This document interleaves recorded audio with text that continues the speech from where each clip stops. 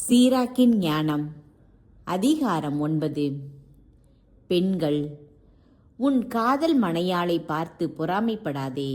உனக்கே தீங்கு விளைவிக்கும் தீய பழக்கங்களை அவளுக்கு சொல்லிக் கொடாதே. ஒரு பெண்ணுக்கு நீ அடிமையாகாதே, இல்லையேல் அவள் உன்னையே அடக்கியாள நேரிடும்.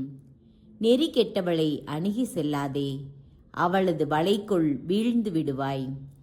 பாடகியுடன் உனக்கு தொடர்பு வேண்டாம், அவளது மயக்கும் வலையில் சிக்கிக்கொள்வாய். கன்னி பெண்ணை உற்று நோக்காதே, நீ தடுமாறி அவளால் தண்டனைக்கு ஆளாவாய்.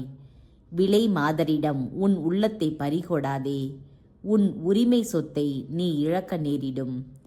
நகரின் தெருக்களில் அங்குமிங்கும் பராக்கு பார்க்காதே, ஆள் நடமாட்டமற்ற இடங்களில் சுற்றித் திரியாதே. அழகான பெண்ணிடமிருந்து உன் கண்களை திருப்பிக்கொள். பிறன் மனைவியின் அழகை உற்று நோக்காதே. பெண்களின் அழகால் பலர் நெறி பிறழ்ந்துள்ளனர், இதனால் காமம் தீயென பற்றி எரியும். அடுத்தவருடைய மனைவியுடன் அமர்ந்து விருந்துண்ணாதே, அவளுடன் மது அருந்தி கழிக்காதே. உன் மனம் அவளிடம் மயங்கிவிடும், முடிவில் உன் வாழ்வே வீழ்ச்சியுறும். மற்றவர்களுடன் உறவு.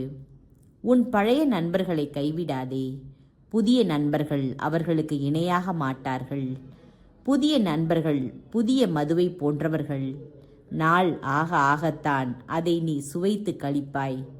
பாவிகளின் பெருமை கண்டு பொறாமை கொள்ளாதே, அவர்களுக்கு வரவிருக்கும் கேடு உனக்கு தெரியாது.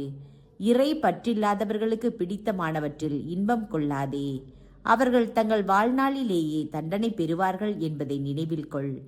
கொலை செய்ய அதிகாரம் கொண்டவர்களை விட்டு தொலைவில் இரு, அப்பொழுது சாவு பற்றிய அச்சத்தால் நீ அழைக்கழிக்கப்பட மாட்டாய். அவர்களிடம் நீ சென்றால் தவறு ஏதும் செய்யாதே, செய்தால் உன் உயிரை அவர்கள் வாங்கிவிடுவார்கள். கன்னிகள் நடுவே நீ நடக்கிறாய் என்றும் நகரின் கோட்டை கொத்தளங்களிடையே செல்கிறாய் என்றும் அறிந்து கொள். அடுத்திருப்பவரை அறிய முடிந்தவரை முயற்சி செய், ஞானிகளை கலந்து ஆலோசனை செய். அறிவு கூர்மை படைத்தவர்களோடு உரையாடு, உன் பேச்செல்லாம் உன்னத இறைவனின் திரு சட்டம் பற்றி அமையட்டும். நீதிமான்கள் உன்னுடன் விருந்தாடட்டும், ஆண்டவரிடம் கொள்ளும் அச்சமே உனது பெருமையாக இருக்கட்டும். கைவினைஞரின் திறமையை கொண்டே பொருள்கள் மதிப்பு பெறுகின்றன. மக்கள் தலைவர் தம் பேச்சை கொண்டே ஞானியாய் மதிக்கப்படுகிறார். வாயாடியை கண்டு அவர்களின் நகரத்தார் அஞ்சுவர், உளறு வாயரை ஊரார் வெறுப்பர்.